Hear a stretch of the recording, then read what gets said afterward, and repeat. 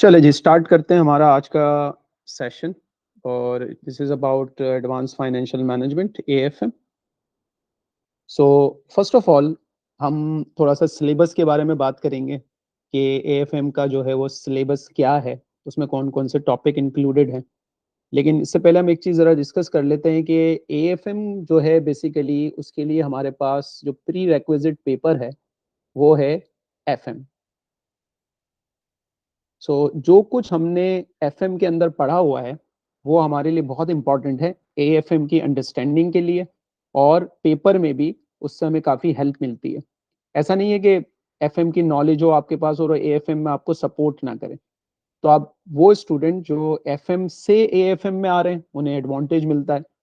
लेकिन अगर उन्होंने एएफएम काफ़ी पुराना पास किया हुआ है तो शायद दे माइट हैव कुछ प्रॉब्लम हो कि एफएम उनकी नॉलेज ना हो या भूल चुके हों या पुराना पड़ा हुआ हो। तो हम जो भी डिस्कशन करेंगे उसमें हम एफएम की बेसिक्स को भी इनकॉर्पोरेट करेंगे कि हमें पता हो कि एफएम में हमने क्या पढ़ा था और उसको हम किस तरह से एडवांसमेंट में लेकर आएंगे, एएफएम के अंदर इनकॉर्पोरेट करेंगे। तो पेपर एएफएम को पास करने के लिए सबसे इम्पॉर्टेंट चीज़ ये है कि आपको ये पता होना चाहिए कि आपके सिलेबस में कौन कौन से कंपोनेंट हैं और उसकी आपको नॉलेज लेनी है, प्लस ये कि आपको वो नॉलेज अप्लाई करनी है बिजनेस सिचुएशन में, क्योंकि ऑप्शनल पेपर में हमारे पास एप्लीकेशन ऑफ द नॉलेज बड़ी इंपॉर्टेंट होती है। सिनेरियो के ऊपर हम अपनी नॉलेज को कैसे अप्लाई करते हैं, इट्स वेरी इंपॉर्टेंट। सब कुछ बातें कर लेते हैं। It is important that candidate have a sound knowledge of all the part of the syllabus. देखिए, स्पेसिफिक स्टडी करना ना डिजास्टर है। क्या आपने कुछ सेलेक्टेड पार्ट पढ़ लिए तो वो अपने आप को रिस्क में डालने वाली बात है। आपको सिलेबस पूरा का पूरा स्टडी करना है। किसी टॉपिक को ये नहीं कहना कि ये इंपॉर्टेंट है या अनइम्पॉर्टेंट है, थ्योरी ज़्यादा इंपॉर्टेंट है, न्यूमेरिकल ज़्यादा इंपॉर्टेंट है। इंटीग्रेट करके पढ़ना है पूरे सिलेबस को, आइसोलेट करके नहीं पढ़ना। एंड इम्पॉर्टेंट इज कि आपको ये भी सीखना है कि आप अपनी नॉलेज को डिफरेंट बिजनेस सिचुएशन में कैसे अप्लाई करते हैं। और ये एप्लीकेशन जो है प्रैक्टिस के साथ आती है। पास्ट पेपर प्रैक्टिस करेंगे और जिस स्टाइल में एग्जामिन होते हैं उसी स्टाइल में प्रैक्टिस करेंगे तो हम सीखेंगे कि एप्लीकेशन साइड पे कैसे काम किया जा सकता है।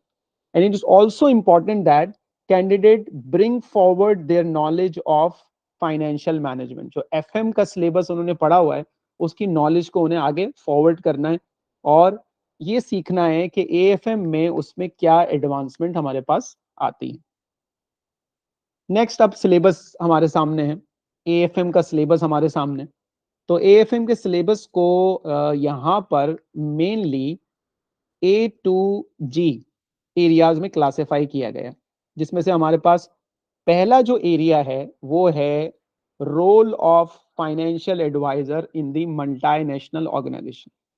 यानी कि आपका जो बिजनेस है ना, जो पर्सपेक्टिव ऑफ द बिजनेस है वो एक मल्टीनेशनल के कॉन्टेक्स्ट में आपको सोचना है, एक इंटरनेशनल बिजनेस के कॉन्टेक्स्ट में सोचना है, रादर देन के एक डोमेस्टिक बिजनेस के कॉन्टेक्स्ट में सोचना है। और फाइनेंशियल एडवाइजर का, सीनियर फाइनेंशियल एडवाइजर के रोल क्या होते हैं उसको अंडरस्टैंड करना है कि वो इन्वेस्टमेंट साइड पे भी काम करता है, वो फाइनेंसिंग साइड पे भी काम करता है, वो रिस्क मैनेजमेंट साइड पे भी काम करता है, वो डिविडेंड पॉलिसी को भी देखेगा, वो टैक्स के मैटर्स को भी देखेगा, वो कंपनीज के मर्जर एंड एक्विजिशन के मैटर्स को भी देखेगा। और इकोनॉमिक कॉन्टेक्स्ट भी क्लियर होना चाहिए कि जी मैक्रो इकोनॉमिक कॉन्टेक्स्ट डोमेस्टिक और ग्लोबल कैसा है। सो रियल वर्ल्ड की अंडरस्टैंडिंग भी बहुत ज़रूरी है कि दुनिया में क्या सिचुएशन चल रही हैं, फाइनेंसिंग सॉल्यूशंस दुनिया में कैसे होते हैं, इकोनॉमिक चेंजेस दुनिया में कैसे आ रही हैं ग्लोबल पर्सपेक्टिव में। प्लस ये कि कॉर्पोरेट गवर्नेंस में क्या क्या चेंजेस हैं, लाइकवाइज इन्वायरमेंटल कंसिडरेशन क्या है। ये सारी चीज़ें अल्टीमेटली आपकी इन्वेस्टमेंट फाइनेंसिंग डिसीजन को हिट करती हैं। अब जो इंपॉर्टेंट चीज़ें हैं वो आपका है advance investment appraisal, syllabus area B. Syllabus area B से एक लाइकली सवाल बन सकता है, या तो 50 मार्क्स के कॉन्टेक्स्ट में बनेगा या 25 मार्क्स के कॉन्टेक्स्ट में बनेगा। यानी कि सिलेबस का जो सेक्शन ए है एग्जाम का उसके कॉन्टेक्स्ट में आएगा या सेक्शन बी टाइप में आएगा। तो सेक्शन ए ऑफ द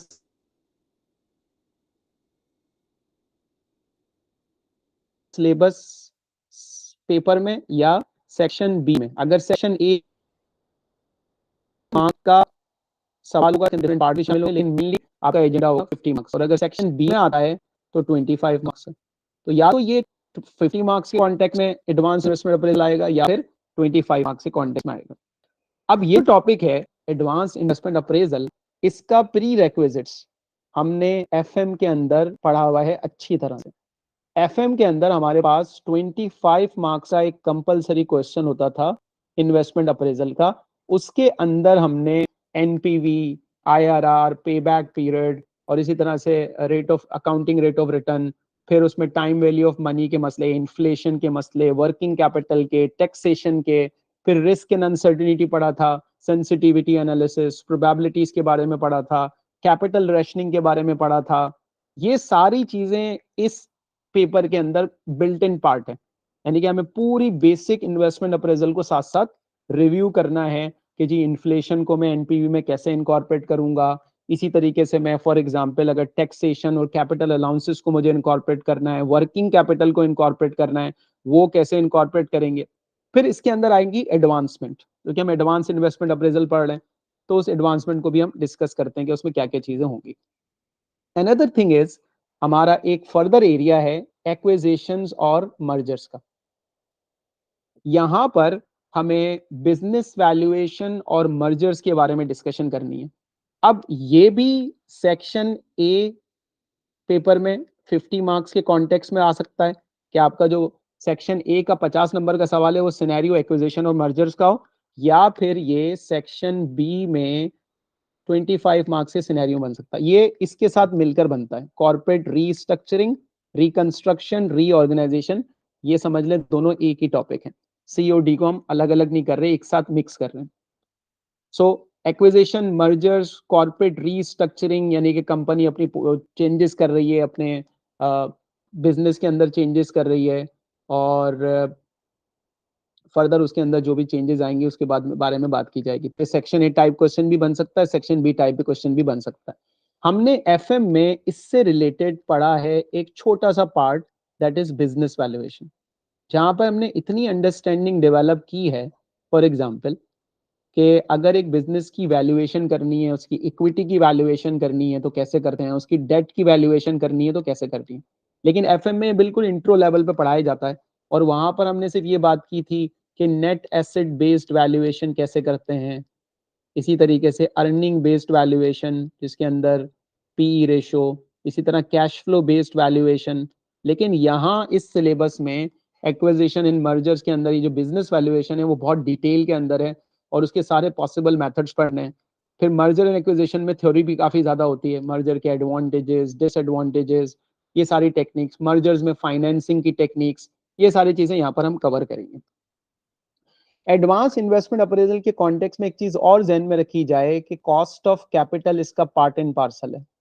यानी कि इन्वेस्टमेंट अप्रेजल में कॉस्ट ऑफ कैपिटल ना हो ऐसा पॉसिबल नहीं है, क्योंकि कॉस्ट ऑफ कैपिटल को हम एज अ डिस्काउंट रेट इस्तेमाल करते हैं इन्वेस्टमेंट अप्रेजल के लिए। तो कॉस्ट ऑफ कैपिटल भी हम एफएम के अंदर पढ़ चुके हैं, वही कॉस्ट ऑफ कैपिटल हमारा यहाँ पर पूरा का पूरा काम आएगा। कॉस्ट ऑफ इक्विटी कैसे निकालते हैं, उसके लिए डीवीएम का मॉडल हमने पढ़ा हुआ है, वो हमें रिपीट करना है। कैपिटल एसेट प्राइसिंग मॉडल हमने पढ़ा हुआ है। फिर कैपिटल स्ट्रक्चर थ्योरी में हमने मॉडिग्लानी एंड मिलर की कैपिटल स्ट्रक्चर थ्योरी पढ़ी हुई थी। इसी तरीके से हमने डिफरेंट थ्योरीज पढ़ी थी, ट्रेडिशनल थ्योरी पढ़ी हुई थी, पैकिंग ऑर्डर थ्योरी पढ़ी थी। वो सारी चीजें यहाँ पर हमें दोबारा इनकॉर्पोरेट करनी है कॉस्ट ऑफ कैपिटल के टॉपिक में। तो जब भी इन्वेस्टमेंट अप्रेजल का टॉपिक आएगा तो कॉस्ट ऑफ कैपिटल उस टॉपिक का पार्ट एंड पार्सल होता है, लाइक 10 नंबर का सवाल या 12 नंबर का, उसके अंदर built in cost of capital भी हमें पढ़ना है। तो जिसकी basic cost of capital, basic investment appraisal अच्छी है, वो इस सवाल को बहुत अच्छी तरीके से टैकल कर सकता है। यहां पर एफएम में हमारे पास जो कॉन्टेक्स्ट होता था इन्वेस्टमेंट अप्रेजल का वो सिर्फ डोमेस्टिक होता था, और यहां पर कॉन्टेक्स्ट थोड़ा सा बढ़ेगा। अब हमें इंटरनेशनल प्रोजेक्ट्स को भी देखना पड़ेगा।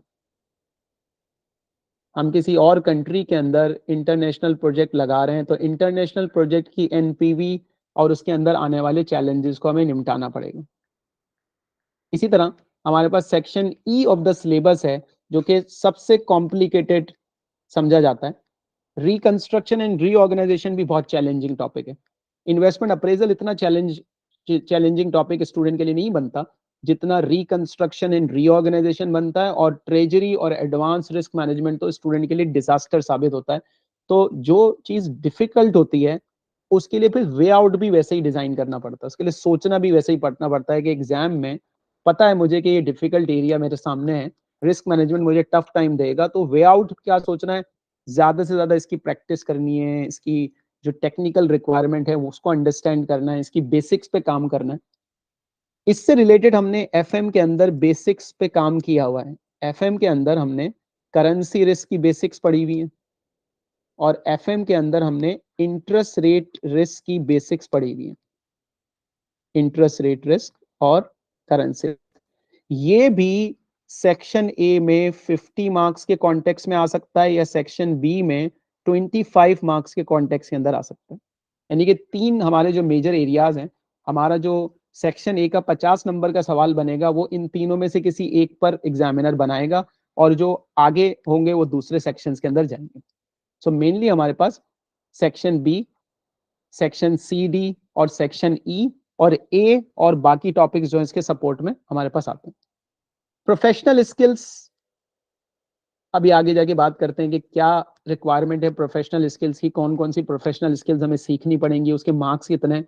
और क्योंकि कंप्यूटर बेस्ड एग्जाम है तो उसके अंदर जो टेक्नोलॉजिकल स्किल्स हैं, आपका एक्सेल का इस्तेमाल बेस्ट पॉसिबल वे, और आपकी थ्योरी के लिए आपको वर्ड प्रोसेसर इस्तेमाल करना है, फॉर्मेटिंग कैसे करनी है, रिपोर्ट कैसे लिखनी है, ये सारी चीज़ें हमें एम्प्लॉयबिलिटी और टेक्नोलॉजिकल स्किल्स में, जिसकी बेसिक एक्सेल अच्छी है उसको यहाँ पर सिर्फ फॉर्मेटिंग सीखनी है, कोई खास मसले मसाइल उसके लिए नहीं होते। अब एक कंपैरिजन अगर डिस्कस किया जाए एफएम का और एडवांस फाइनेंशियल मैनेजमेंट का, तो मैंने इसको कुछ अलाइन करने की कोशिश।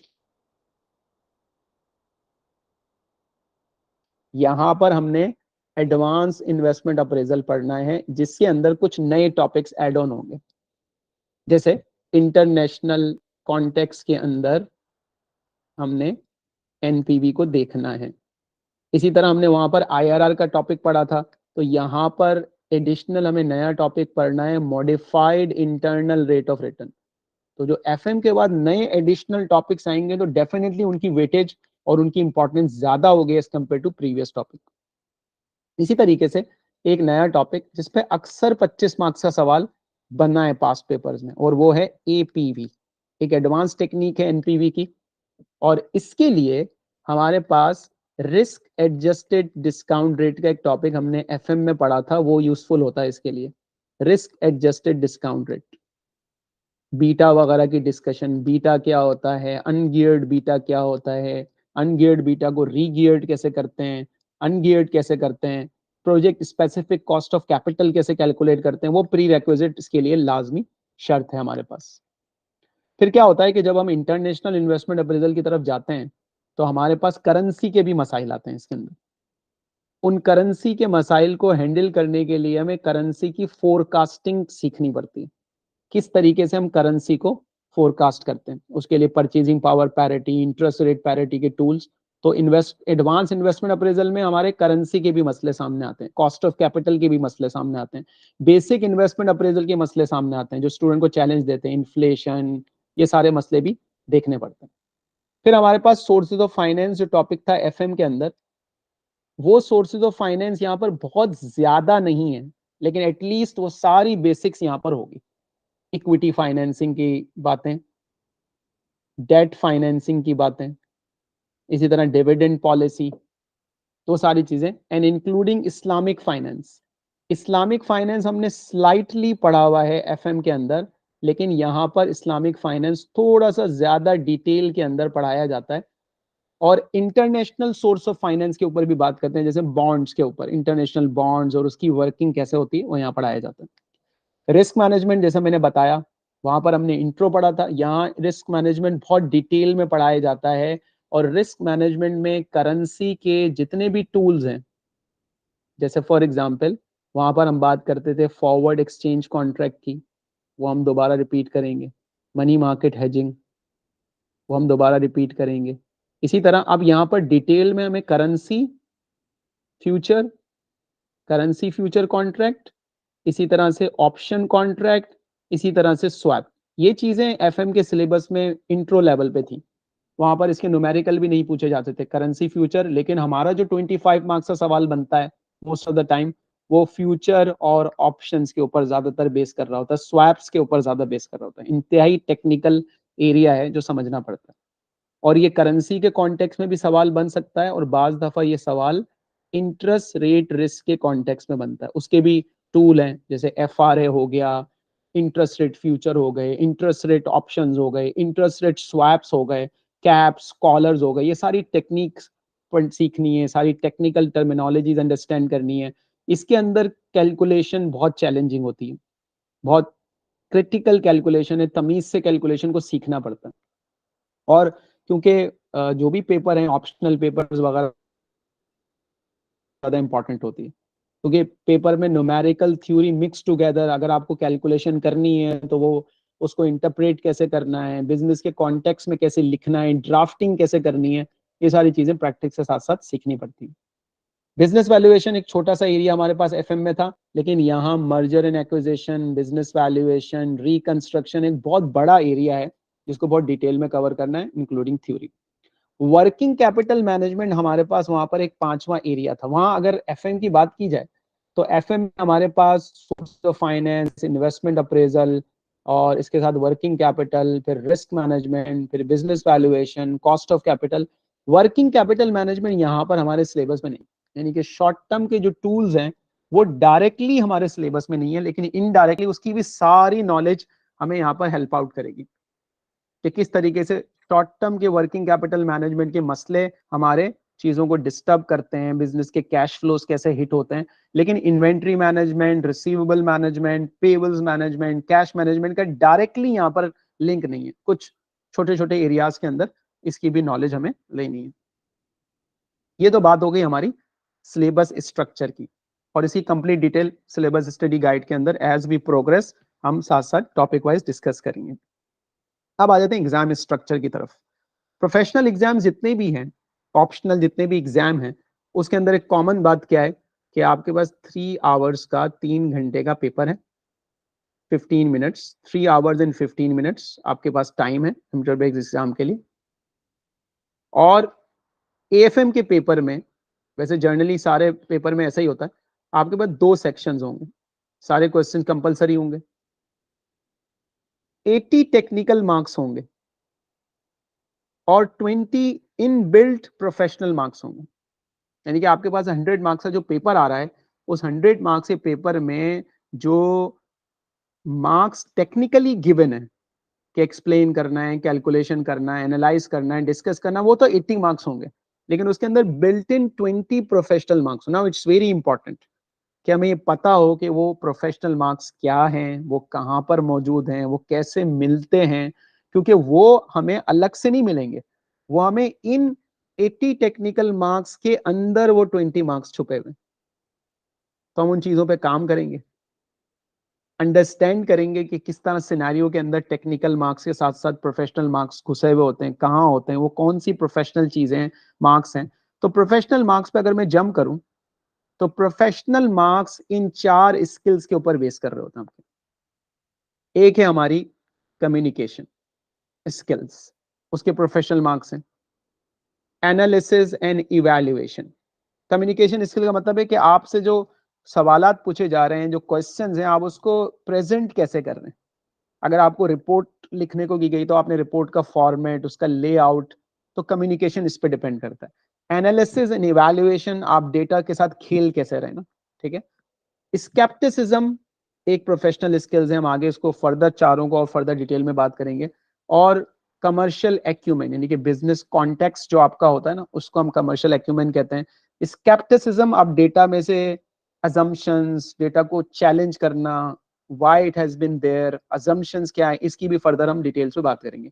तो ये 4 प्रोफेशनल स्किल्स हमारे पास एग्जाम में मौजूद होती है, इनबिल्ट होती है। वापस आते हैं,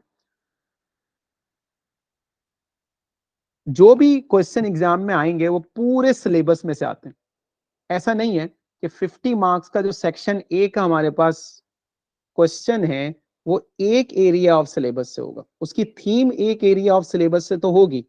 जैसे for example advance investment appraisal, theme उससे बनी, लेकिन उसके साथ सोर्सेज ऑफ फाइनेंस का सवाल भी हो सकता है, इस्लामिक फाइनेंस का हो सकता है, उसके साथ डिविडेंड पॉलिसी हो सकती है, उसके साथ अदर एरिया ऑफ सिलेबस का भी सवाल दिया जा सकता है उसके कॉन्टेक्स्ट में, जो भी एग्जामिनर को सिनेरियो के साथ कनेक्ट करना पड़ेगा.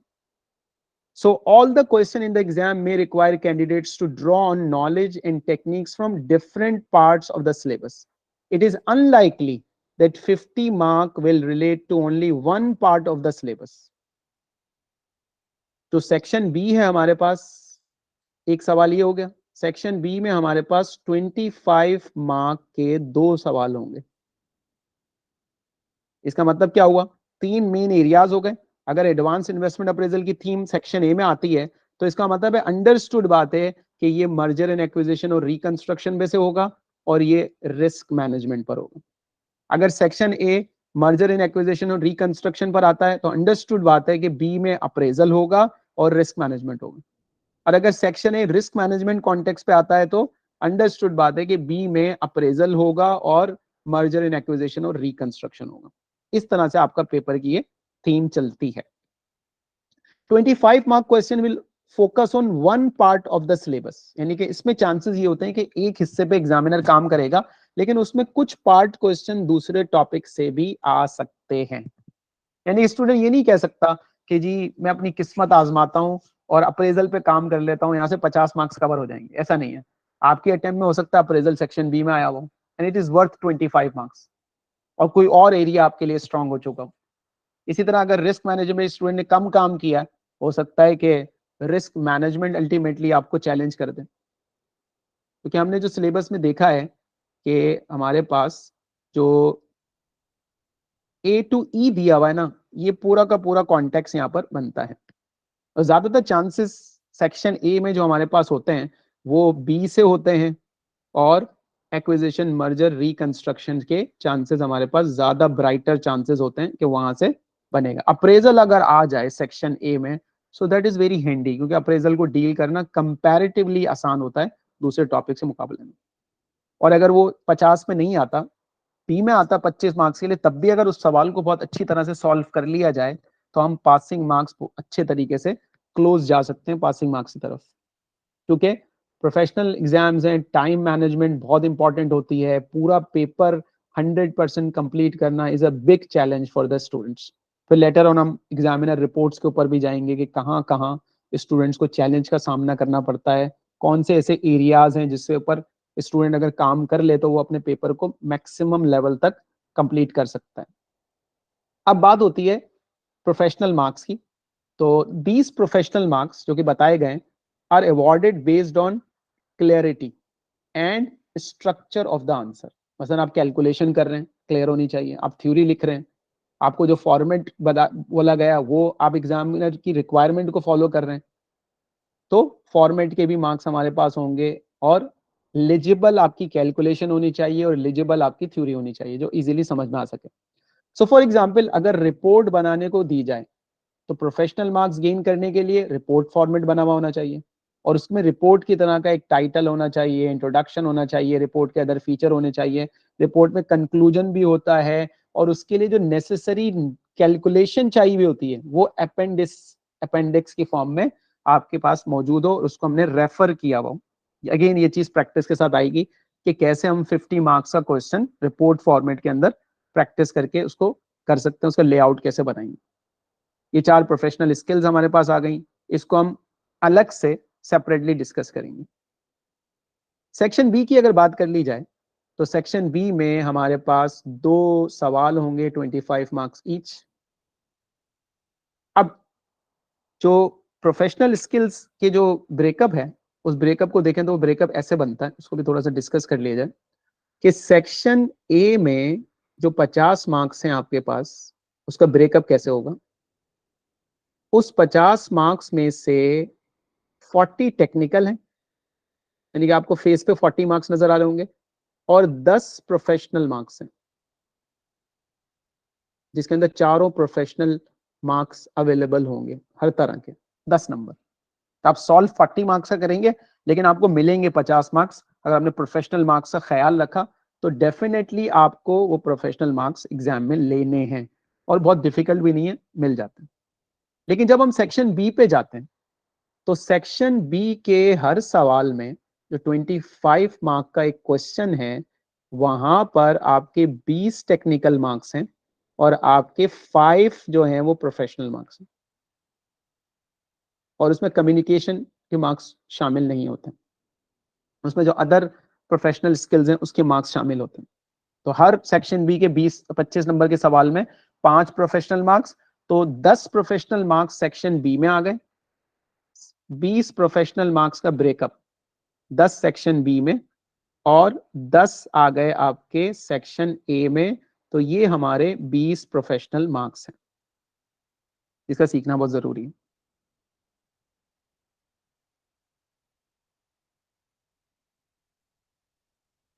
अच्छा, अब सेक्शन ए हो या बी हो, उसमें न्यूमेरिकल भी आएंगे, उसमें थ्योरी भी आएगी। तो सेक्शन बी में कैंडिडेट्स को कंप्यूटेशन भी करनी पड़ सकती है, इंटरप्रेट भी करना पड़ सकता है, एनालाइज भी करना पड़ सकता है, डिस्कस भी करना पड़ सकता है, वेरियस ऑप्शन को इवेल्युएट करना, अपनी जजमेंट देना, एक्सप्लेनेशन को, अजम्पशन को एक्सप्लेन करना, स्केप्टिसिज्म अप्लाई करना, रिकमेंडेशन देना। क्वेश्चन जो होगा वो मिक्स ऑफ कंप्यूटेशन और डिस्कर्सिव रिक्वायरमेंट होगा, पूरा पेपर ऑल टुगेदर, चाहे वो सेक्शन ए हो या सेक्शन बी हो, थ्योरी प्लस कैलकुलेशन। अब एक सबसे बड़ी लैकिंग जो स्टूडेंट दिखाते हैं ना, वो होती है उनकी थ्योरी की अंडरस्टैंडिंग। फोकस वो रखते हैं कैलकुलेशन के ऊपर, और थ्योरी को कहते हैं टेकन फॉर ग्रांटेड, और आखिर में ढूंढ रहे होते हैं हमें कुछ नोट्स मिल जाएं कि हम वहां से थ्योरी कवर कर लें। तो वो थोड़ा सा चैलेंजिंग है। एग्जाम की रिक्वायरमेंट ये है कि आप सिर्फ स्टडी टेक्स्ट ना पढ़ें, बल्कि आपको और जो प्रैक्टिकल नॉलेज है, मार्केट में क्या चल रहा है, न्यूज इंटरनेशनल क्या चल रही है, बिजनेस वर्ल्ड में क्या चल रहा है, वो भी पता होना चाहिए। लेकिन अनफॉर्चुनेटली स्टूडेंट तो थ्योरी को, बुक को भी रेफर नहीं कर रहा होता, वो तो सिर्फ टीचर्स के, ट्यूटर के नोट्स के चक्कर में होता है कि मुझे समरी नोट्स कहीं से मिल जाए और वो मैं समरी नोट्स पढ़कर अपना गुजारा कर लूं। अब ऑब्वियस सी बात है कि बुक पढ़ना is a big challenge for the student.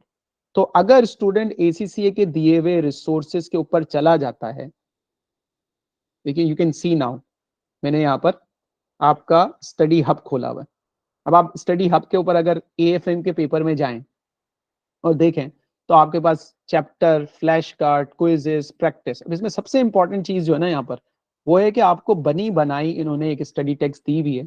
If I can open anything, like for example, अगर मैं यहाँ पर बेसिक इन्वेस्टमेंट अप्रेजल खोल लूँ for example, just to refresh my knowledge, तो यहाँ पर वो सारी चीजें दी हुई हैं जो हमने पास्ट में पढ़ी हुई, ये सारी चीजें यहाँ पर। तो स्टूडेंट स्टडी टेक्स्ट की बजाय अगर स्टडी हब के इस मटेरियल को रेगुलर बेसिस पे रीड करना शुरू कर दे, खासतौर पर थ्योरी के चीजों के ऊपर, जैसे हमारा पहला चैप्टर जो है वो टेक्स्ट के अंदर भी सारा थ्योरी है और यहाँ पर भी थ्योरी में दिया हुआ है। अब इसके अंदर सारे फाइनेंशियल मैनेजमेंट के बेसिक्स, थ्योरी वगैरह और एडवांस चीजों के ऊपर बात हुई हुई है।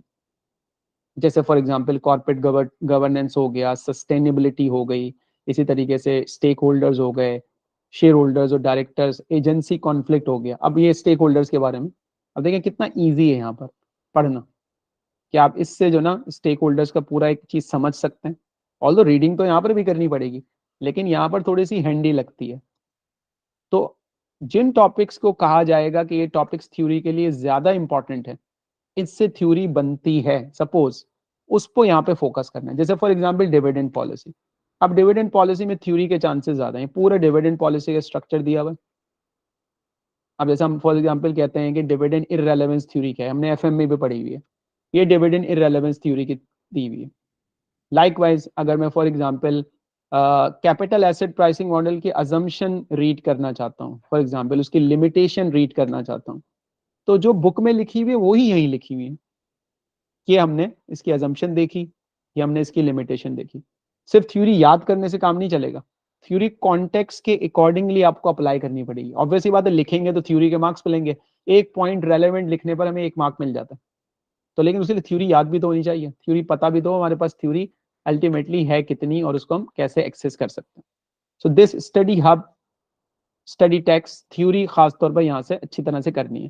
फिर एट द एंड यहाँ पर कुछ प्रैक्टिस मटेरियल दिया हुआ है मेन टॉपिक से रिलेटेड, जैसे for example advance investment appraisal का आपको कुछ सवाल दिए हुए हैं, बिजनेस वैल्यूएशन के कुछ सवाल दिए हुए हैं, इसी तरह मर्जर एंड एक्विजिशन के दिए हुए हैं, रिकंस्ट्रक्शन के दिए हुए हैं, डेट, डिविडेंड पॉलिसी। तो यहाँ भी प्रैक्टिस मटेरियल है जो किट में अवेलेबल है। यहाँ भी अच्छा खासा सफिशिएंट प्रैक्टिस मटेरियल प्रोवाइड किया गया है, जिसको यूज स्टूडेंट को रेगुलर बेसिस के ऊपर करना है, जो स्टूडेंट इग्नोर करता हुआ जाता है। अच्छा खासा प्रैक्टिस मटेरियल है। फॉर एग्जाम्पल अगर सपोज मैं इन्वेस्टमेंट अप्रेजल का कोई सवाल यहाँ से प्रैक्टिस करना चाहूँ, सपोज लेट्स ट्राई दिस, तो ये पूरा 50 मार्क्स का इस तरह का एक सवाल देखें, ये 25 मार्क्स का सवाल दिया हुआ। अब इस 25 मार्क्स के सवाल में calculate the NPV of the project, NPV निकालनी है 6 मार्क्स की, पूरा कॉम्प्रिहेंसिव एनपीवी का सवाल नहीं है। Explain the figure produce in each of the 3 output categories, इसी तरह कैपिटल रेशनिंग तो इम्पोज करना चाहते हैं। आखिर में ये 5 नंबर इस तरह से दिए हुए होते हैं। अब हम काउंट करें 6 + 6 12 + 3 15 + 5 20, ये 5 मार्क्स प्रोफेशनल के for analysis and evaluation, scepticism and commercial acumen के 5 मार्क्स दिए हुए। तो वो 5 मार्क्स टेक्निकल चीज़ों को प्रॉपर तरीके से अगर एड्रेस करेंगे तो वो 5 मार्क्स अकॉर्डिंगली हमें मिलेंगे। इसी तरह किसी सवाल में अगर हम क्वेश्चन फॉर एग्जांपल देखें, ये रिकंस्ट्रक्शन का सवाल है। अब इस तरह एग्जाम में एग्जिबिट दिए हुए होते हैं ना, एग्जिबिट 1 इसमें इंफॉर्मेशन है, आप लेआउट खोलेंगे तो ये इन्फॉर्मेशन एग्जिबिट 2 में आपको मिलेगी, 3 में मिलेगी। 4 एग्जिबिट दिए हुए हैं, नीचे रिक्वायरमेंट्स दी हुई हैं। अब ये अल्टीमेटली 25 मार्क्स का क्वेश्चन बना हुआ है, उसी स्टाइल का क्वेश्चन 25 मार्क्स का बना हुआ है। अलॉन्ग विथ हमें ये पता है कि जी हमारे पास एक सीबी प्लेटफॉर्म मौजूद है, और उस सीबी प्लेटफॉर्म के ऊपर जाकर हम अल्टीमेटली ये देखेंगे कि एएफएम के लिए हमें कितना प्रैक्टिस मटेरियल एग्जाम के लिए प्रोवाइड किया गया।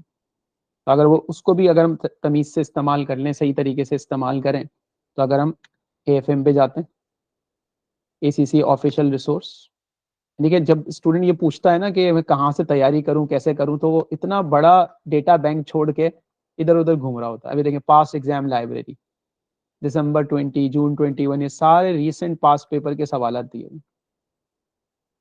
सितंबर दिसंबर 2023 तक के सवाल दिए। तो इसी मटेरियल को अगर प्रैक्टिस किया जाएगा अलोंग विद कैपलान की रिवीजन किट या बीबीबी की रिवीजन किट इस्तेमाल कर लें, अब ये फर्दर, क्योंकि पिछले जो पास पेपर्स होते हैं ना वो थोड़े से सिलेबस के हिसाब से आउटडेटेड भी हो जाते हैं, ये बिल्कुल लेटेस्ट दिया हुआ है। एएफएम का स्पेसिमेन एग्जाम सितंबर 2022 के बाद, ये पिछली अटेम्प्ट में प्री मार्च मॉक दिया हुआ था। अब फॉर एग्जाम्पल अगर मैं इसको थोड़ा सा पेपर का लेआउट अंडरस्टैंड करने के लिए खोलता हूँ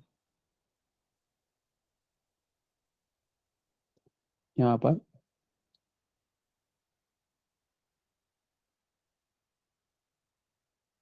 तो ये हमारा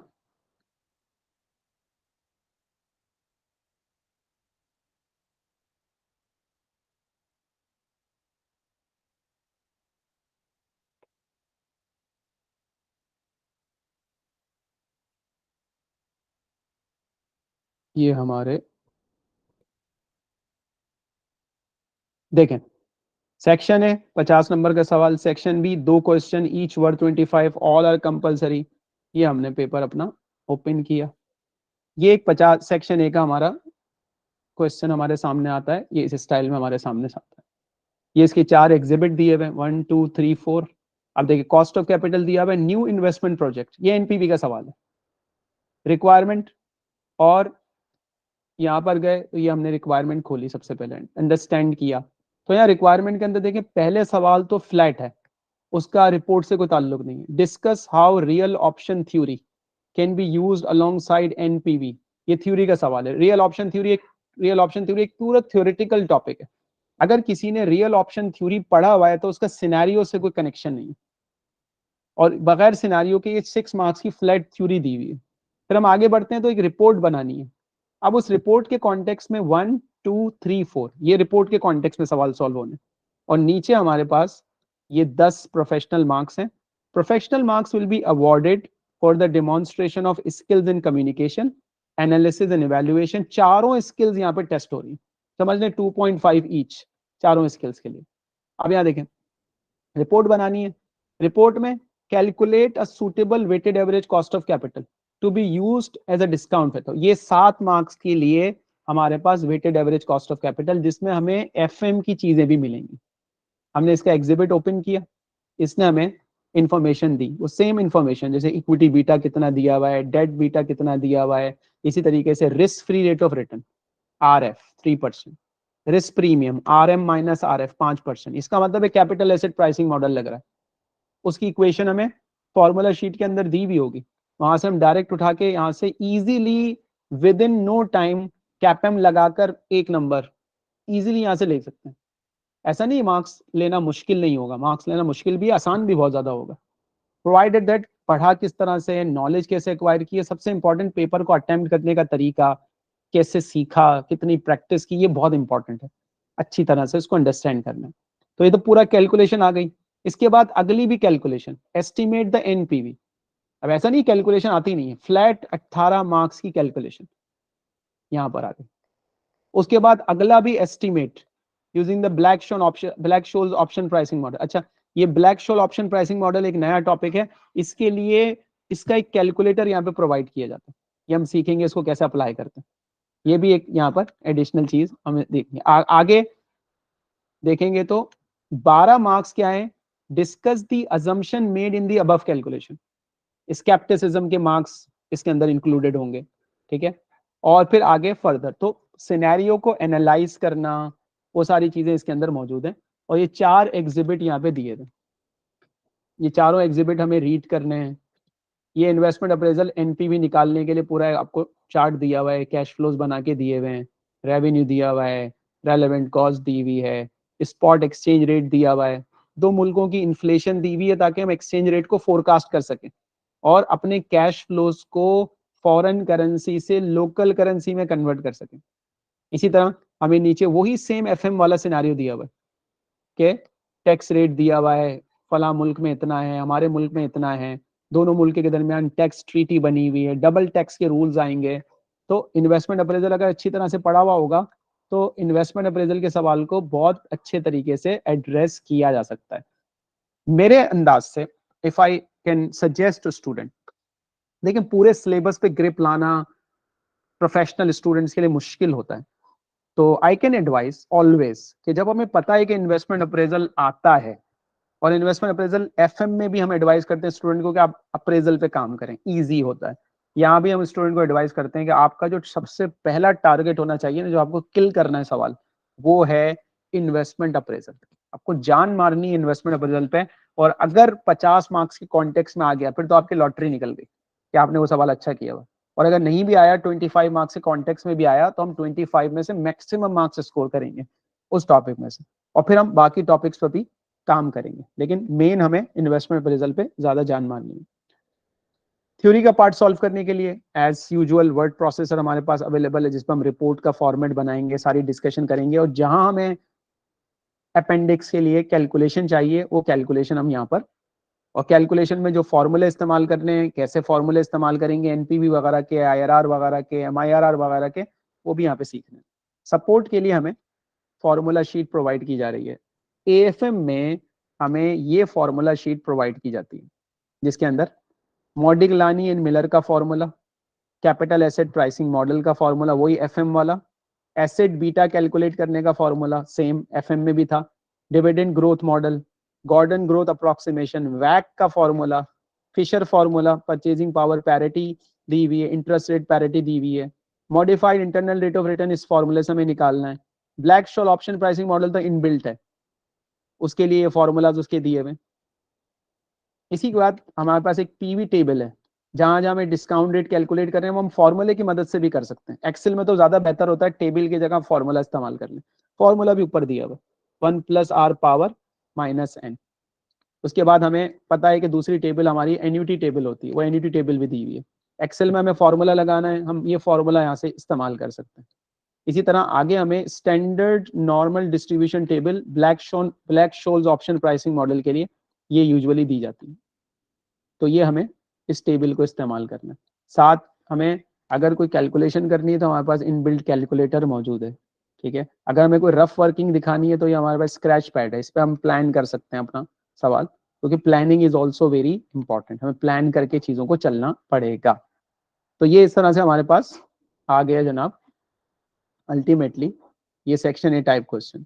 फिर अगर हम जंप करते हैं किसी सेक्शन बी टाइप क्वेश्चन के ऊपर, वहां हमें एग्जिबिट कम मिलेंगे, इंफॉर्मेशन की रिक्वायरमेंट कम होगी, स्ट्रेट चीजें ज्यादा होंगी।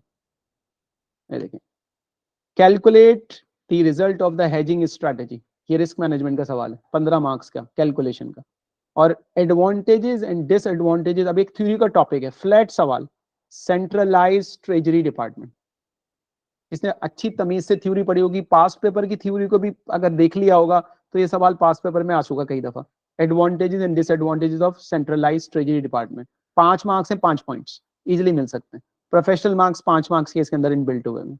ये रिस्क मैनेजमेंट का सवाल हो गया। फिर अगर हम दूसरा देखेंगे तो वो मर्जर एक्विजिशन का सवाल होना चाहिए, रिकंस्ट्रक्शन का। अब ये यहाँ पे इंफॉर्मेशन दी हुई, discuss possible source of synergy, theory का 4 नंबर का सवाल, ये मर्जर इन एक्विजिशन में आता है सिनर्जी का। और ये हमारा एक्विजिशन का सवाल है 16 मार्क्स का। इसमें 5 मार्क्स डिस्कशन के हैं और बाकी कैलकुलेशन के मार्क्स हैं, कमेंट्स के मार्क्स हैं। और इसके अंदर भी 5 प्रोफेशनल मार्क्स हमारे मौजूद हैं। तो हमारा कॉन्टेक्स्ट जो इस प्री मॉक में दिया हुआ था, इन्वेस्टमेंट अप्रेजल को बेस बनाया गया सेक्शन ए में, बी में एक सवाल रिस्क मैनेजमेंट का और एक सवाल पूछा गया मर्जर्स एंड एक्विजिशन से। अब रियल एग्जाम के अंदर जो आया है अभी, उस रियल एग्जाम के अंदर किसी के सिनेरियो जो है वो इन्वेस्टमेंट अप्रेजल का, किसी का सिनेरियो जो है वो रिकंस्ट्रक्शन का, वो वेरी करता है। तो ये 2 सोर्स मैंने यहाँ पे डिस्कस किए हैं जिसको माइंड में रखना है। एक हमारा हो गया आपका एएफएम का स्टडी हब का मटेरियल, एक हमारा हो गया अपना एसीसीए का जो हमें प्रैक्टिस मटेरियल यहाँ पे दिया हुआ है, इस कॉन्टेक्स्ट के अंदर जो दिया हुआ है, जो हमने इस्तेमाल करना है। और इसके अलावा हमें स्टडी टेक्स्ट कैप्लान का इस्तेमाल करना है, और रिवीजन किट जिसमें हमारे सारे पास पेपर्स मौजूद होंगे, मॉडिफाइड पास पेपर्स होंगे, वो हमें कैप्लान की ही इस्तेमाल करनी है अफेक्टिवली। ये सारे टूल्स हैं। और एक इंपॉर्टेंट टूल जो हमें इस्तेमाल करना है, वेरी इंपॉर्टेंट, जहां जहां हमें जरूरत पड़ेगी, और वो है थ्योरी के लिए बहुत effective, that is technical articles. और ये टेक्निकल आर्टिकल्स मस्ट रीड करने हैं, और ये एफएम वाले भी रीड करने, कुछ जगहों के ऊपर, कुछ जगहों पे स्पेसिफिक जो ट्यूटर आपको गाइड करेगा। हर टेक्निकल आर्टिकल नहीं पढ़ना, जहाँ ट्यूटर आपको गाइड करता है कि ये टॉपिक मैंने पढ़ा दिया, अब इस टॉपिक के साथ आप ये टेक्निकल आर्टिकल इस्तेमाल करें। और आपको एक पूरा एक स्केड्यूल बनाकर दिया जाएगा कि आपको ये टॉपिक्स करना है, इसके साथ आपको ये टेक्निकल आर्टिकल करना है, इसके साथ आपको ये सेक्शन बी टाइप का क्वेश्चन है, और ये इसका सेक्शन ए टाइप का क्वेश्चन, ताकि स्टूडेंट को ना पूरी केमिस्ट्री पता हो सिलेबस की, कि सिलेबस को उसे कैसे लेके चलना है टाइमली। चैलेंजिंग पेपर है तो अल्टीमेटली काम भी उसी के हिसाब से करना है। अच्छा, अब एग्जामिनर टीम ने कुछ सजेशंस दी हुई हैं, कुछ टिप्स दी हुई हैं कि आपको एग्जाम में कुछ अच्छी हैबिट्स अडॉप्ट करनी है, आपको एग्जाम में कुछ बैड हैबिट्स को अवॉइड करना है, और साथ उन्होंने कुछ टिप्स दी हुई हैं एग्जाम के लिए। तो पहले मैं जरा टिप्स के ऊपर चलता हूँ, और एक एक करके हम जो टिप्स दी हुई हैं, यहाँ पर हमें 10 टिप्स दी हुई हैं, तो एक एक करके हम टिप्स देखें। एग्जाम की जो टिप्स हैं वो आपको एग्जाम पास करने के लिए दी हुई। अगर इन चीजों को माइंड में रखते हुए तैयारी करेंगे और एग्जाम में भी ये सारी चीजें साथ रखेंगे, तो डेफिनेटली हमारा पेपर पास नहीं होगा, बल्कि अच्छे मार्क्स के साथ पास होगा, और फेलियर के चांसेस हमारे मिटिगेट हो जाएंगे, मिनिमाइज हो जाएंगे। पहली tip, read the question. Always important किसी भी पेपर के लिए कि आप क्वेश्चन की को रीड करें केयरफुली, क्योंकि आपने कोई रिक्वायरमेंट या तो मिस कर देनी है, या फिर आपने उसको क्या करना है, गलत रीड कर लेना। कैलकुलेशन लिखी हुई है, डिस्कस करना लिखा हुआ है, एनालाइज करना लिखा हुआ है, क्या लिखा हुआ है। Ensure you do sufficient question practice, ये क्वेश्चन प्रैक्टिस के साथ आएगा, सीखेंगे। You need to be familiar with the different style of question, और इसके लिए पास्ट पेपर्स बेस्ट है। पास्ट पेपर से आप एग्जामिनर की अप्रोच का अंदाजा लगा रहे होते हैं कि इन्वेस्टमेंट अप्रेजल में कैसे सवाल बने, सेक्शन ए के कैसे सवाल बने, कितना डेटा दिया हुआ, कौन सा थ्योरी का टॉपिक बार बार आता है, किस कॉन्टेक्स्ट में आता है, मर्जर्स में क्या क्या चीजें पूछी जाती है। एंड रिमेंबर, चीजें रिपीट होती हैं। ऐसा नहीं होता कि आपका ये जो पेपर बनेगा जून का या सितंबर का, ये इंटायरली कोई ऐसा होगा जो खलाई मखलूक होगा, जो बिल्कुल ही आउट ऑफ द वर्ल्ड होगा। चीजें डिफिकल्ट आ सकती हैं, पेपर की डिफिकल्टी लेवल थोड़ा सा ज्यादा हो सकता है, कम हो सकता है, लेकिन चीजें वही होती हैं जो पास्ट पेपर्स में होती है, वही थ्योरी होती है जो हमने पास्ट पेपर्स के अंदर से पढ़ी हुई होती है। आप लोगों को एक थ्योरी का, पास्ट पेपर का टॉपिक वाइज एक लिस्टिंग प्रोवाइड कर दी जाएगी आगे जाके कि इस टॉपिक में थ्योरी के कौन कौन से सवाल अब तक पास्ट पेपर में आ चुके हैं, ताकि आइडिया लगाया जाए कि अगर ट्रेजरी डिपार्टमेंट से रिलेटेड थ्योरी आई है तो उसने क्या क्या पूछा हुआ है, ताकि उसी के अंदर रहते हुए हमारे पास एग्जाम में सवाल बनेंगे तो हम उसको पहले से तैयार कर लें। दूसरी चीज, मीट सिनेरियो स्पेसिफिक रिक्वायरमेंट। अब ये नहीं है कि हमने जो भी थ्योरी की रिक्वायरमेंट देखी और बस लिखना शुरू किया और कॉन्टेक्स्ट भूल गए। Read the scenario and consider where issue can arise. Scenario reading ability बहुत अच्छी होनी चाहिए।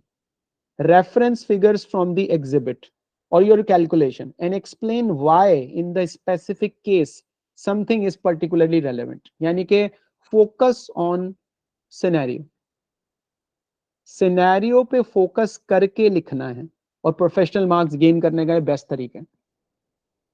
तीसरा, इनएडिक्वेट नॉलेज। देखिए, अगर कोई टॉपिक पढ़ा ही नहीं होगा तो उसको अप्लाई कैसे करेंगे। अगर सेलेक्टेड चीजें पढ़ी, मसलन एक स्टूडेंट कहता है रिस्क मैनेजमेंट की मैं स्वैप छोड़ देता हूँ, स्वैप मुझे लग रहा नहीं आएगा, पिछली दफा भी आया था। ये जो अप्रोच होती है ना, पिछली दफा भी आया था, और गैस कर रहे होते हैं टीचर्स और स्टूडेंट, उनसे गैस करवा रहे होते हैं, ये बहुत ही डिजास्टर हो सकता है। अगर स्वैप पिछली दफा आया था, व्हाट इफ कि स्वैप दोबारा नहीं आएगा, ज्यादा मार्क्स का नहीं आया तो हो सकता है कम मार्क्स आ जाए, पिछली दफा न्यूमेरिकल आया था इस दफा थ्योरी में आ जाए। तो यू कैन टेक रिस्क ये एज्यूमिंग कि ये आएगा या नहीं आएगा। ये प्रोफेशनल तरीका नहीं है पढ़ने का, बल्कि अगर पिछली दफा कोई टॉपिक आया था तो हम ये एज्यूम करें दोबारा भी आ सकता है। ठीक है, तो किसी भी सिलेबस के टॉपिक को हमें इग्नोर नहीं करना, छोड़ना नहीं है। As per examiner team, revise the whole syllabus and your earlier knowledge. जो मैं कह रहा हूँ एफएम, जो कि हमारे लेक्चर्स में इनबिल्ट होगी। हम ये अज्यूम करके नहीं चलेंगे कि हमें पीछे से सब कुछ आता है तो हम स्टार्ट करेंगे एडवांस इन्वेस्टमेंट अप्रेजल से, बल्कि हम पहले थोड़ी सी जो भी टॉपिक करेंगे उसकी बेसिक्स पे काम करेंगे। Consider reviewing your earlier notes alongside your current ones and make sure you address any area of weakness you, मसलन फॉर एग्जांपल किसी को बेसिक अप्रेजल में अभी तक वो फंसा हुआ इस चीज के अंदर कि वर्किंग कैपिटल को कैश फ्लोस के अंदर कैसे इनकॉर्पोरेट किया जाता है, इंक्रीज डिक्रीज, उसी में फंसा हुआ है। कैपिटल अलाउंसेस के टैक्स के मसलों में वो अभी तक फंसा हुआ है। इन्फ्लेशन उसे इनकॉर्पोरेट करने नहीं आ रही, उसे चाहिए एफएम की बेसिक्स पे काम करे, पहले वो सीख ले। Fourth tip, number 4, balance between calculation and narrative. Student हमारे जो होते हैं ना, वो कैलकुलेशन लवर होते हैं, थ्योरी से उन्हें एलर्जी होती है, थ्योरी के वो अकॉर्डिंगली प्रिपरेशन नहीं करते, एग्जाम में वो बहुत स्ट्रगल कर रहे होते हैं थ्योरी में। जहां एग्जामिनर ने थ्योरी का वेटेज बढ़ाना है और स्टूडेंट के लिए वो डिजास्टर साबित होता है। हमें ऐसा नहीं करना, हमें जहां कैलकुलेशन पे काम करना है वहां पर हमें प्रैक्टिस और थ्योरी के भी साथ काम करना है। थ्योरी की प्रैक्टिस, ड्राफ्टिंग, लिखते कैसे, तो नैरेटिव पार्ट पे और न्यूमेरिकल पार्ट पे हमें इक्वल काम करना। It is not sufficient to attempt the calculation and audit the narrative part of the answer from question you practice, sufficient नहीं है। पांचवी tips, take into account the availability of marks, कितना time देना है। तो अगर नैरेटिव मार्क्स आंसर आप कर रहे हैं तो लेंथ जो है अल्टीमेटली आपको कितनी लिखनी है, सही है। तो रूल ऑफ थंब क्या है, each of your point addressing the requirement may be worth 1 or 2 marks। या तो आपको स्ट्रेट 1 नंबर मिल जाएगा, या अगर उसके ऊपर आपको और ज्यादा कुछ एफर्ट करनी है तो आपको 2 मार्क्स मिल जाएंगे, ज्यादा मार्क्स आपको नहीं मिलेंगे। तो too much writing is not advisable, कि आप पूरे पूरे पेजेस लिख कर आ रहे हैं। रिक्वायरमेंट को देखें और देखें इस रिक्वायरमेंट में मुझे 1 नंबर मिलना है तो कितना लिखना है, 2 नंबर मिलने हैं तो कितने लिखने हैं। Professional skills, as discussed earlier, approach the professional skills as being integrated into your technical answer. ये अलग से नहीं है कुछ भी, रिमेंबर, ये हम अलग से नहीं सीख सकते हैं कि मैं अलग से प्रोफेशनल स्किल्स पे भी काम करूंगा। हमें अपने सवाल को इस तरीके से एड्रेस करना है, अपने सिनेरियो को इस तरीके से एड्रेस करना है कि built in professional skills marks मुझे मिलेंगे। लेकिन ऑब्वियसली जब प्रैक्टिस में हम हाईलाइट करते हैं तो हमें आइडेंटिफाई करना भी आना चाहिए कि यहाँ पर मुझे कमर्शियल एक्यूमेन के मार्क्स कहाँ पर मिल रहे हैं, स्केप्टिसिज्म के मार्क्स यहाँ पर कहाँ थे। वो क्वेश्चन पास पेपर और उसका जो आंसर है, उसके खासतौर पर जो एग्जामिनर रिपोर्ट है, इस मामले में हमें काफी हेल्प आउट कर सकती है। Well thought answer, well planned answer, well planned answer आपको क्या दिलवाएगा? प्रोफेशनल मार्क्स दिलवाएगा। अनप्लैंड आंसर आपके प्रोफेशनल मार्क्स को बर्बाद कर देगा, तबाह कर देगा, आपको नहीं मिलेंगे प्रोफेशनल मार्क्स अनप्लैंड आंसर के। तो प्लान होना चाहिए। 7वीं tips, structure of your calculation. Obviously major calculation हमें एक्सेल पे करनी है, तो उसको कैसे स्ट्रक्चर करना है, कौन सा फॉर्मूला लगाना है, कैसे लगाना है, उसका लेआउट क्या होना चाहिए, तो हमें फंक्शनैलिटी भी सीखनी पड़ेगी, जो हमें फंक्शनैलिटी एएफएम के लिए चाहिए। Provide advice, make a recommendation, क्योंकि अक्सर आपको रिकमेंडेशन करनी होगी, सिर्फ कैलकुलेशन कर दी। It is insufficient to just to state the result of the spreadsheet calculation and say one figure is lower, higher, positive, negative, as this does not constitute advice or a recommendation. ये आपसे कोई पूछा है कि आप ये बता देंगे वो पॉजिटिव, आपसे पूछा है क्या करें, what to do, recommend, suggest, तो आपको सजेशन भी देनी है और उसके मार्क्स भी आपको लेने। Explain, do not just state an issue, explain why you think a particular point is relevant or justify your conclusion. The examiner team is eager to hear your reason why and demonstrate a depth of understanding as well as good knowledge of financial management. सिर्फ knowledge काफी नहीं है, आपकी reasoning ability भी अच्छी होनी चाहिए, आपकी एक्सप्लेनेशन, कोई भी मसला है तो उसको आप एक्सप्लेन करें, रेकमेंड करें, हल बताएं उसका। Time keeping, keep an eye on the time all the time in the exam. Try not to overrun, ऐसा ना हो कि आपने सेक्शन ए में जिसके 50 मार्क्स के लिए हमें अराउंड 90 मिनट्स मिलते हैं, तकरीबन 90 मिनट्स लगा लें, 1.5 घंटा, आपने उसको 2 आवर्स में कवर किए, आपने उसके 120 मिनट लगा दिए, तो आप फिर सेक्शन बी पे डिजास्टर क्रिएट कर देंगे। इस तरह आपने सेक्शन बी के लिए जो टाइम एलोकेटेड था वो आपने ज्यादा ले लिया, तो आप सेक्शन ए पे काम ही नहीं कर सकते। You have to learn exam में आपको कहाँ से स्टार्ट लेना है, कितना टाइम लगाना है, ये सारी चीजें सीखनी पड़ेंगी, प्रैक्टिस के साथ आएंगी। और कितना टाइम आपको लगाना है, कहाँ आपको पहला सवाल छोड़ना है, दूसरे सवाल पे मूव करना है, दूसरा सवाल छोड़ना है, तीसरे सवाल पे मूव करना है, ये काम सारे करेंगे तो बात बनेगी, वरना बात नहीं बनेगी। अब यही चीजें यहाँ पर इसके अंदर मेंशन की हुई कि गुड हैबिट्स क्या हैं, ठीक है, गुड हैबिट्स क्या हैं, वो आपको अडॉप्ट करनी है। पहली good habit, develop a sound knowledge of the entire syllabus. Sound knowledge of entire syllabus, ये आपको एडवाइस कर रहे हैं कि आप सिर्फ स्टडी टेक्स्ट पे फोकस ना करें, फाइनेंशियल न्यूज देखें, फाइनेंस के बारे में आप आर्टिकल पढ़ें कि वो क्या कह रहे हैं, रियल वर्ल्ड आर्टिकल आपको पता होने चाहिए क्या चल रहा है दुनिया के अंदर। टाइम अफेक्टिवली इस्तेमाल करना सीखें, टाइम कैसे इस्तेमाल करते हैं, good habit. Make sure you can answer and do answer every part of the question. Requirement में ऐसा ना आपने कोई पार्ट छोड़ दिया, रिपीटेशन ना करें, बार बार एक बात लिखने से आपको एग्जामिनर मार्क्स नहीं देगा, सिनेरियो में से चीजें कॉपी करने से एग्जामिनर आपको मार्क्स नहीं देगा। Professional marks are earn by providing comprehensive and relevant response to the technical requirement, तभी प्रोफेशनल मार्क्स मिलेंगे। Bad habits, bad habits avoid करेंगे तो गुड हैबिट बनी जाएगी ना अल्टीमेटली, क्योंकि बैड हैबिट को छोड़ दे तो गुड हैबिट बनती है। Do not use past exam question to try to pick topic areas from the syllabus and rely on certain areas coming up for 2 reason. First, कि आपका तुक्का गलत हो सकता है। सेकंड, आपने जो पार्ट सोचा था कोई और पार्ट एग्जाम के अंदर आ गया, ये भी मसला हो सकता है, तो टॉपिक स्पॉट ना करें। Do not use incomplete sentence when making a point, अपने पॉइंट को पूरा जस्टिफाई करें, पूरा सेंटेंस लिखें, सही है, पैराग्राफ में रेलेवेंट हेडिंग लिखें। पॉइंट अगर आपको लिखना है ना, सिर्फ लिस्ट डाउन ना करें, बल्कि उसको सेंटेंस में प्रॉपरली डिस्कशन एक्सप्लेनेशन की फॉर्म में पूरा उसको लिखें। अगेन ये भी प्रैक्टिस के साथ आएगा। तो इन चीजों का हम ख्याल रखेंगे तो अल्टीमेटली हमारे सामने पूरा का पूरा सिलेबस अच्छी तरीके से कवर किया होगा तो कैसे फेल हो सकते हैं हम, चैलेंज करें एग्जामिनर को कि मुझे फेल करके दिखाओ, मैं कैसे फेल हो सकता हूँ।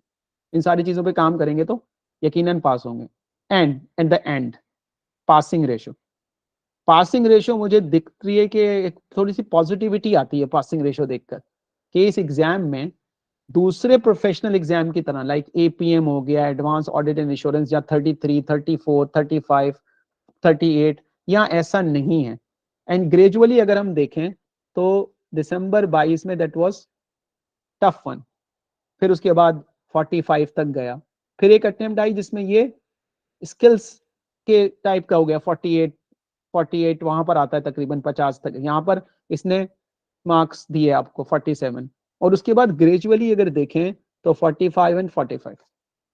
तो इसका मतलब हम ये कह सकते हैं कि ऑन एवरेज 45%, 44 to 45% के दरमियान स्कोर सिलेबस पासिंग रेशो आता है, which is very good professional context में देखें। तो इससे एक हिम्मत बढ़ती है स्टूडेंट की कि मैं कर सकता हूं। अगर मैंने पीछे एफएम भी पास किया हुआ है, मैं अच्छी तरह से इसको पढ़ रहा हूँ, ट्यूटर की सपोर्ट भी ले रहा हूँ, स्टडी हब भी इस्तेमाल कर रहा हूँ, स्टडी टेक्स्ट भी इस्तेमाल कर रहा हूँ, पास पेपर भी, कैपलान की किट भी, थ्योरी भी, न्यूमेरिकल भी, और फिर कुछ रियल वर्ल्ड डिस्कशन भी हमारी हो रही है क्लासेस के अंदर, प्रैक्टिस भी कर रहे हैं हम, प्रैक्टिस प्लेटफॉर्म को भी इस्तेमाल कर रहे हैं। तो व्हाई नॉट, हम इजीली क्यों इसको पास नहीं कर सकते। Now it's a time for question. चले start. Anything, any confusion if you want to ask.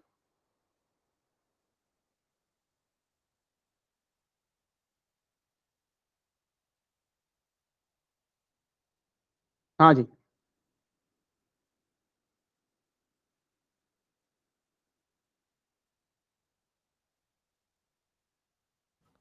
Hello. जी जनाब, नाउ यू कैन जी sir. Ask.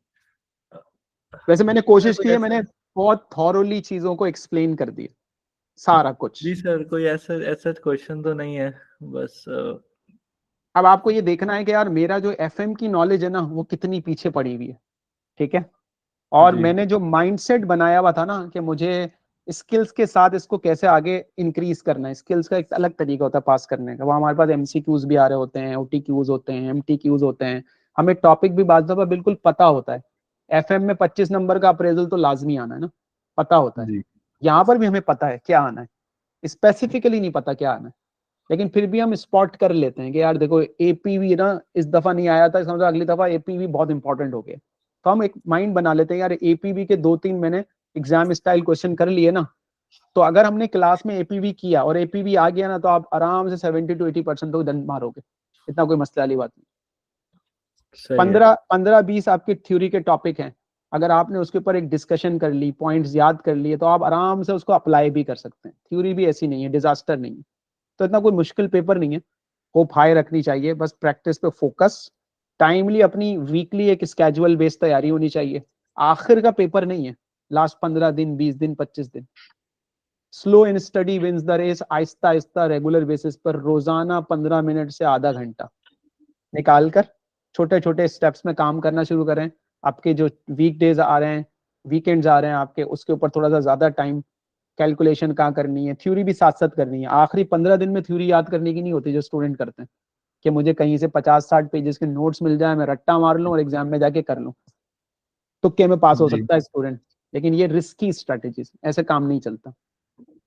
And technical article को तो आप समझ ले, आपको लाजमी पढ़ के उसमें से पॉइंट निकाल के ट्यूटर से पूछना है कि यार ये पॉइंट मुझे नहीं समझ में आया, इसको थोड़ा सा एक्सप्लेन करें, इसको थोड़ा सा और डिफरेंट तरीके से बताएं। चीजों को इंटीग्रेट करके पढ़ना, आइसोलेट करके नहीं पढ़ना। इंटीग्रेट करके पढ़ेंगे ना, हमें समझ में आएगा कि कॉस्ट ऑफ कैपिटल अगर चेंज होता है तो कहाँ क्या होता है। अगर कंपनी की कैश फ्लो पोजीशन अच्छी होगी तो उसको अल्टीमेटली, अगर रिटेन अर्निंग हमारे पास ज्यादा है तो डिविडेंड नहीं दिया होगा, उसके कॉन्सिक्वेंसेस क्या होंगे, रिटेन अर्निंग ज्यादा रखने से क्या बेनिफिट मिलेगा मुझे, सही है, फला काम करने से मेरा रिस्क कम होता है, रिस्क कम होता है तो कॉस्ट ऑफ कैपिटल गिरती है, कॉस्ट ऑफ कैपिटल गिरती है तो बिजनेस की वैल्यू बढ़ जाती है। जब हम किसी कंपनी को टारगेट करेंगे तो हम उस कंपनी की वैल्यूएशन कैसे करेंगे, कौन सा मेथड अप्रोप्रिएट है, किस मेथड की लिमिटेशन ज्यादा है, नेट एसेट बेस्ड कहाँ काम आएगा, फला मेथड कहाँ काम क्यों नहीं आता, ठीक है। क्वेश्चन में अगर हमें डेटा नहीं दिया हुआ तो क्या लिमिटेशन है क्वेश्चन के अंदर, इस तरह से चलेंगे ना तो फिर नॉलेज, ये पेपर नॉलेज वाइज बहुत अच्छा है। यानी कि हम कहते हैं ACCA का this is one of the best professional paper जो कि स्टूडेंट को नॉलेज वाइज पढ़ना चाहिए।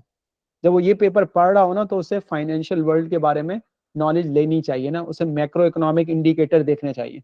फला मुल्क में इन्फ्लेशन ज्यादा है, वहाँ की स्टेट बैंक क्या कर रही है, वहाँ का सेंट्रल बैंक इंटरेस्ट रेट बढ़ा रहा है, इंटरेस्ट रेट बढ़ेगा तो बैंकिंग सेक्टर पे क्या फर्क पड़ेगा, स्टॉक एक्सचेंज के ऊपर क्या फर्क पड़ेगा, इन्फ्लेशन कम होगी, इकोनॉमिक ग्रोथ उसके साथ कैसे कनेक्टेड है, बैलेंस ऑफ पेमेंट सिचुएशन अगर किसी कंट्री की खराब है तो एक्सचेंज रेट पे क्या फर्क पड़ेगा, इन्फ्लेशन बढ़ती है तो एक्सचेंज रेट पे क्या फर्क पड़ता है, इंटरेस्ट रेट बढ़ाएंगे तो एक्सचेंज रेट पे क्या फर्क पड़ेगा। ये सारे चीजें अल्टीमेटली स्टूडेंट नहीं करते। अगर वो ये चीजें भी थोड़ा सा इंटरेस्ट डेवलप करना शुरू करते हैं तो फिर ट्यूटर आपको चीजें देता है पढ़ने के लिए, फिर वो आपको कहता है, फिर वो आपसे डिस्कशन करता है, आप उससे डिस्कशन करते हैं, आप कुछ पढ़कर लेकर आते हैं मार्केट से, आप कहते हैं मैंने कल ये न्यूज सुनी फला कंपनी के बारे में, आप उस पर डिस्कशन करते हैं। वो चीजें आपको एग्जाम में भी काफी हेल्पफुल साबित होती है, क्योंकि एग्जाम में जो कॉन्टेक्स्ट प्रोवाइड किया जाता है वो रियल वर्ल्ड कॉन्टेक्स्ट होता है। लेकिन अनफॉर्चुनेटली स्टूडेंट सिर्फ पेपर पास करने के लिए पढ़ रहे हैं, उन्हें सिर्फ ऑप्शनल में नजर आया कि यह पेपर मुझे या तो AFM पढ़ना है, ATX पढ़ना है, एडवांस ऑडिट एंड इंश्योरेंस, किसी तरीके से मैं ये पास कर लूं। अब बंदा देखें नॉलेज लेने जाएंगे ना, पास तो फिर भी हो ही जाएगा, लेकिन अगर आपने नॉलेज भी ले ली ना तो कल आप इस पर्टिकुलर सेक्टर के अंदर फाइनेंस में आपके पास बहुत सारे ऑप्शंस खुलते हैं जो आप आगे लेके चल सकते हैं, तो आपको काफी हेल्पफुल रहेंगे इसके अंदर। सो फॉलो द एडवाइसेस जो दी हुई हैं और उसके अकॉर्डिंगली फिर हम इंशाल्लाह काम करेंगे इसके ऊपर इंशाल्लाह।